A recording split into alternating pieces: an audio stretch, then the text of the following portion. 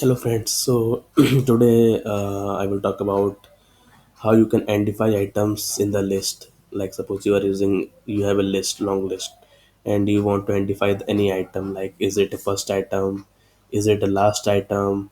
Or how many items we are? Like, so in that case, what you can do in Angular provides lots of utilities, lots of functions. With that, you can achieve that. So let's check how we can implement that thing. So here about I talk about like how you can identify these things: index, count, first, last, even, odd. So let's see. So suppose this is a list, okay, and we want to identify the items. So let's see. Okay, so here I'm using this project. So in this, what we can do, so we are using virtual scrolling here, and this is the data that we are passing, and we need this index, count, first, last, even, odd. So generally what we do, we use index. Okay, so now apart, rather than using this index, just what you can do, you can create other things also, like first, last. So here what I have done, so like this is item that we are printing. Apart from it, we are printing these details. So if you see a index, count, first, so first means like if it is a first item, then it will print yes.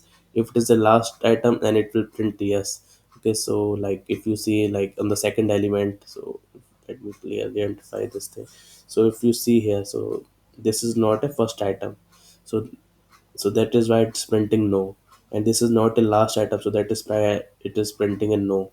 So if you see here it is printing yes, because we added a ternary operator. Like if this condition is true, then we are passing this, then we are otherwise we are passing that. Same with this thing, like this is a even item or this is a odd item.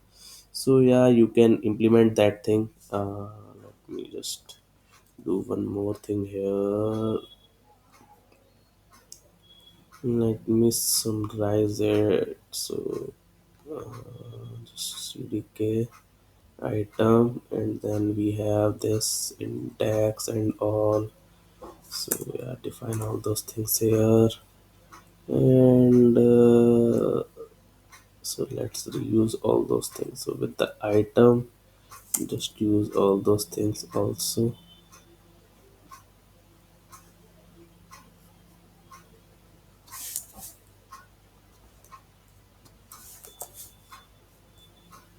Remove this duplicate code.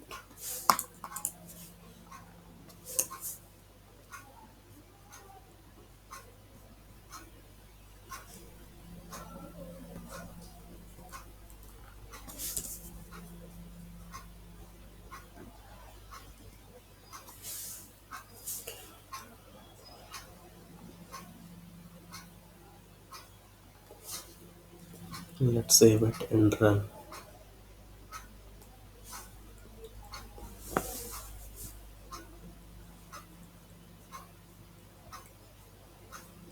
So now you can see this list.